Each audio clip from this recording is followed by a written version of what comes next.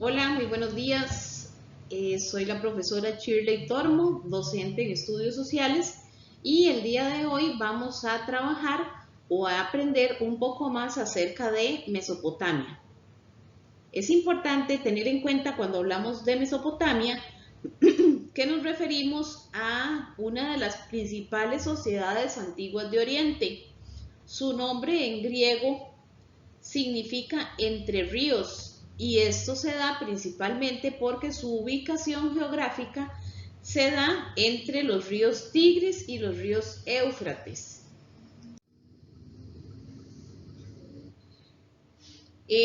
Mesopotamia en la actualidad ocupa el espacio geográfico donde se encuentra Irak principalmente, pero además Irán y Siria. Y es muy importante tener en cuenta que esta región se convirtió en uno de los primeros centros de civilización urbana. Nos vamos a referir ahora a el medio geográfico de Mesopotamia, donde podemos observar los límites de esta región. En el mapa que tenemos a un costado podemos observar la ubicación de Mesopotamia y dice que al norte limita con Asia Menor y las montañas armenias. Al este limita con los montes Sagros. Al sur con el Golfo Pérsico y al oeste limita con los desiertos de Arabia y Siria. Está dividido en dos grandes regiones agrícolas, esto producto de su clima que contaba con una estación seca subtropical. Las dos grandes zonas agrícolas en las que se encuentra dividida o en las que se encontró dividida Mesopotamia obedecen al nombre de Alta Mesopotamia y Baja Mesopotamia. En el Alta Mesopotamia permitía una agricultura de secano, terreno de cultivo que no tiene riego y solamente se beneficia del agua de la lluvia, gracias a las lluvias de invierno y primavera. Al sur es el área de la agricultura de regadío, porque no hay lluvia suficiente para que prospere una agricultura de secano. Desde la perspectiva del relieve, el norte es una meseta cuya parte septentrional es más alta. Si nos referimos a Baja Mesopotamia, se puede decir que es una región muy llana. La pendiente es muy pequeña o incluso nula en algunos lugares. Al extremo sur es una zona pantanosa. Los valles de Mesopotamia están bordeados por el desierto y zonas esteparias que desempeñan un papel importante en las actividades ganaderas. Las estepas es un territorio de vegetación herbácea propio de climas extremos y escasas precipitaciones, especialmente las de la Alta Mesopotamia y en particular las situadas cerca del Éufrates medio. Se riegan a veces y se convierten en prados durante un par de semanas. El oeste de Mesopotamia es una zona de muy escasas precipitaciones, por lo que no sirve para la agricultura. Ahora nos vamos a referir a los aspectos relacionados con la ubicación temporal en Mesopotamia. Dice que el Éufrates y el Tigris son dos ríos que desembocan en el Golfo Pérsico. Entre ellos se forma un valle fértil, al que los griegos llamaron Mesopotamia. Como lo mencioné anteriormente, esto quiere decir entre ríos. Cerca de la desembocadura nacieron las primeras ciudades. Hacia el milenio 3 a.C., los años que comprenden del 3000 a.C. al 539 a.C. En esta región se dio el desarrollo de diferentes pueblos.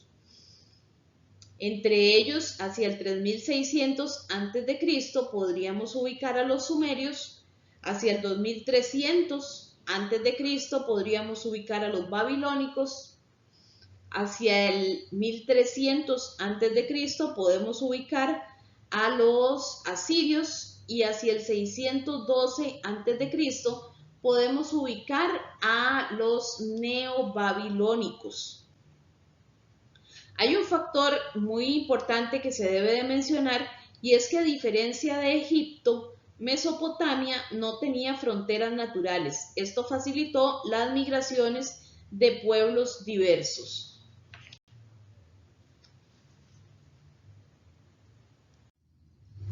Ahora vamos a hablar un poco con respecto a Sumeria o a los sumerios.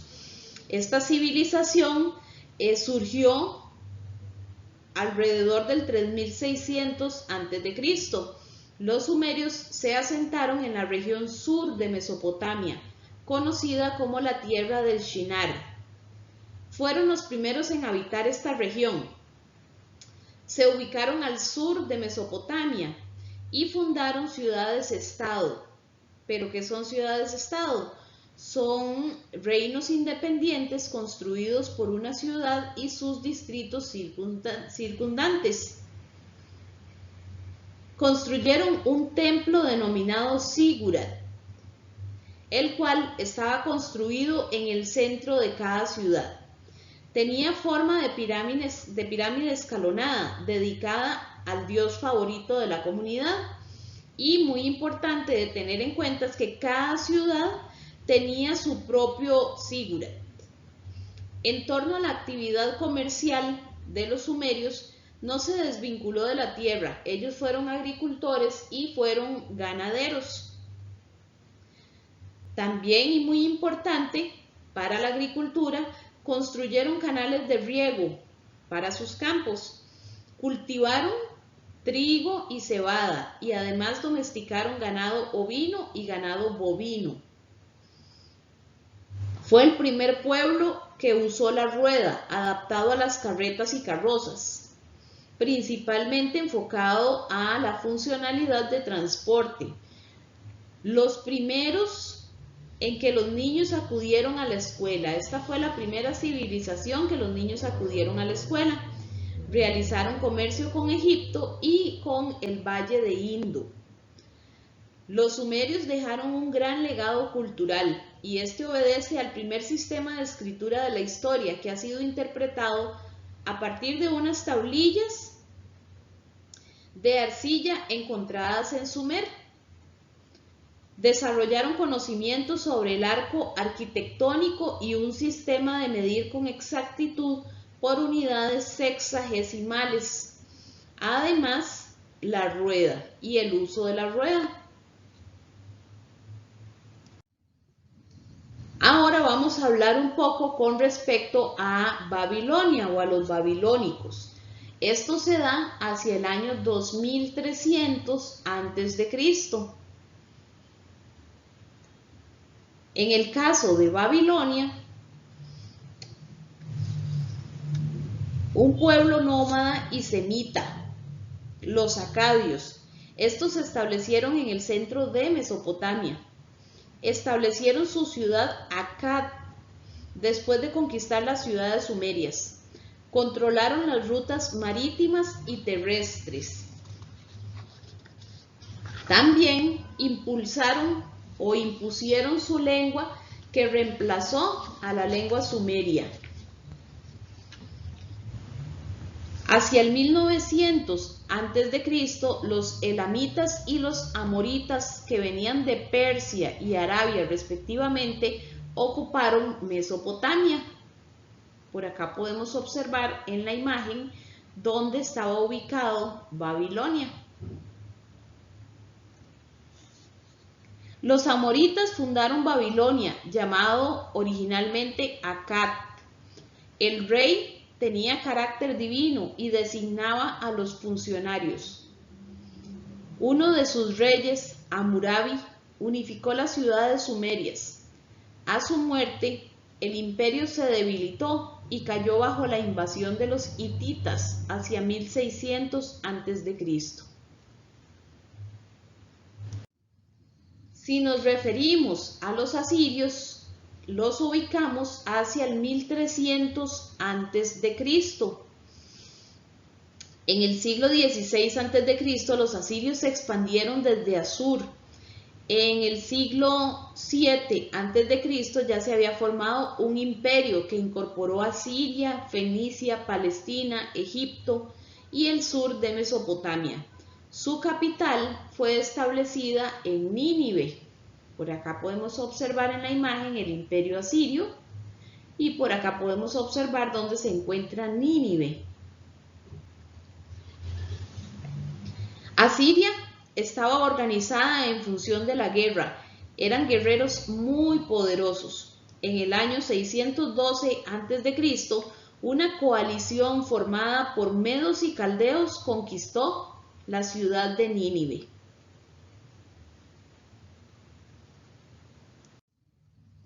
Ahora vamos a ver un poco acerca de la civilización neobabilónica.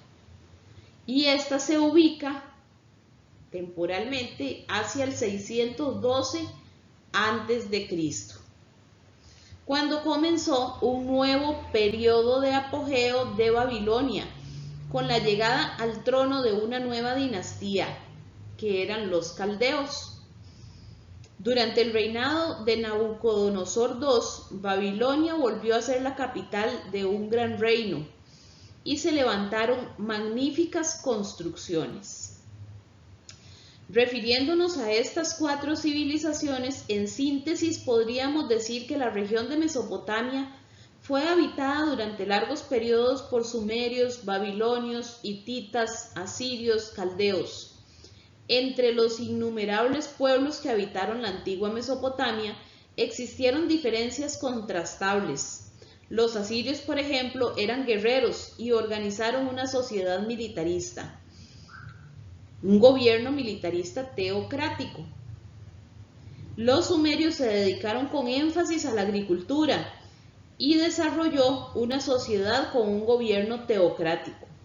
Existió relación en puntos comunes como la economía, organización social, religión, entre otros, entre las civilizaciones que se desarrollaron en Mesopotamia.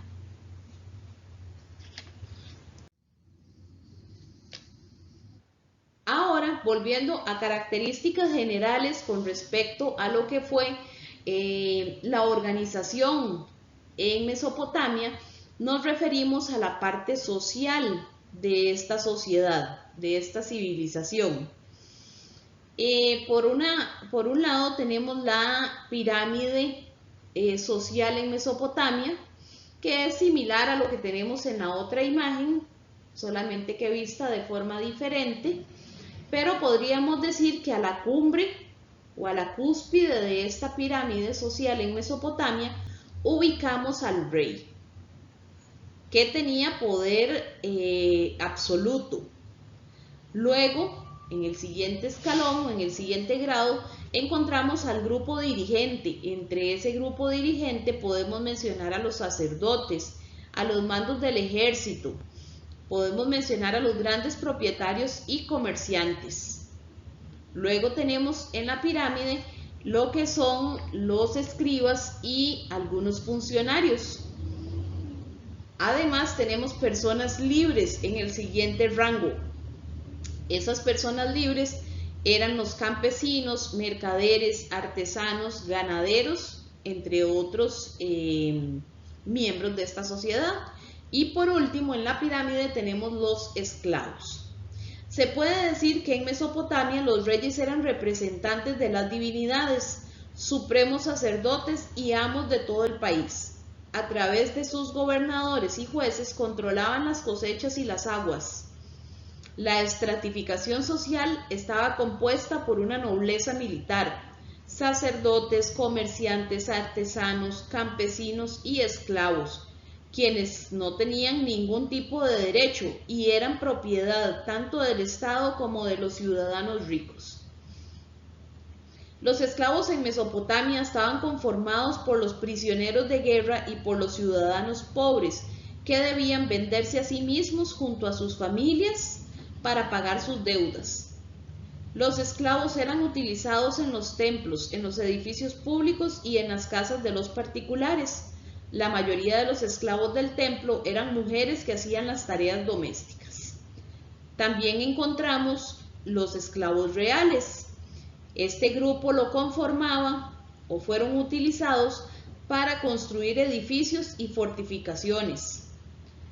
La unidad básica de la sociedad mesopotámica era la familia y solamente los aristócratas y los hombres libres podían contraer matrimonio, aunque era considerado un acuerdo de tipo económico para aumentar el poder y la riqueza de las familias. Las mujeres de Mesopotamia poseían algunos derechos civiles e incluso les estaba permitido tener propiedades y realizar negocios. Se permitía el divorcio también dentro de la organización social en Mesopotamia, en situaciones en que las mujeres no podían dar hijos a sus esposos. En cuanto a la organización política en Mesopotamia, podemos mencionar que los pueblos habitados fueron gobernados por reyes y emperadores que concentraban todo el poder. Es decir, que ellos podían tomar decisiones sobre la vida del pueblo. El rey era al mismo tiempo el máximo sacerdote, el comandante del ejército y el jefe de gobierno. Por eso, y de ahí su poder absoluto. También porque se creía que el rey era el que hacía posible la comunicación entre los dioses y la población. La organización política de Mesopotamia pasó por dos etapas. Estas dos etapas son el periodo en el que estuvieron formados por ciudades-estado y significa que cada ciudad tenía su propio rey y sus propias leyes.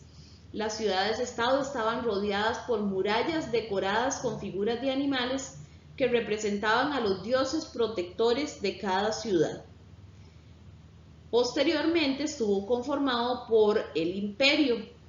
Con la llegada de los acadios, todas las ciudades se unieron bajo un mismo gobierno, dando origen a la formación del imperio y su gobernador era el emperador. Ahora nos vamos a referir un poco a la economía en Mesopotamia. Por acá podemos observar la imagen. Vemos agricultura, vemos ganadería, vemos el río, vemos la sociedad de Mesopotamia, las cercanías con el mar, palmeras por otro lado. ¿Okay? Muy importante tener en cuenta que la base de la economía mesopotámica era la agricultura, también la ganadería y además el comercio. Los principales productos agrícolas cultivados eran la cebada, el trigo, las legumbres, los olivos y la vid. Además, domesticaron cabras, ovejas, bueyes y asnos.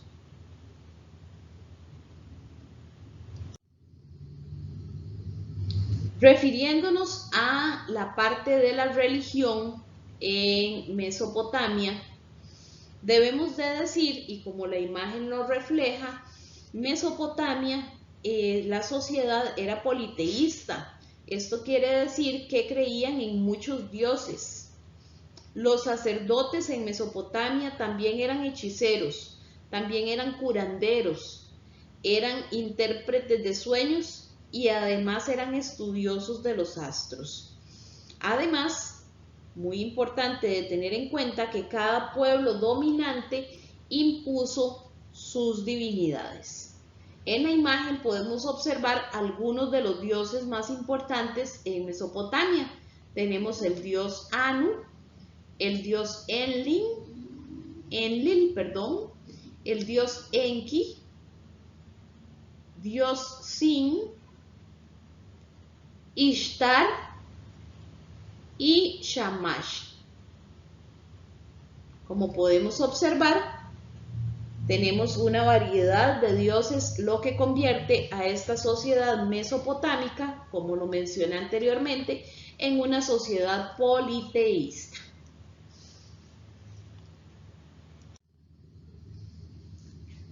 Por último, nos vamos a referir a el legado cultural de las civilizaciones mesopotámicas.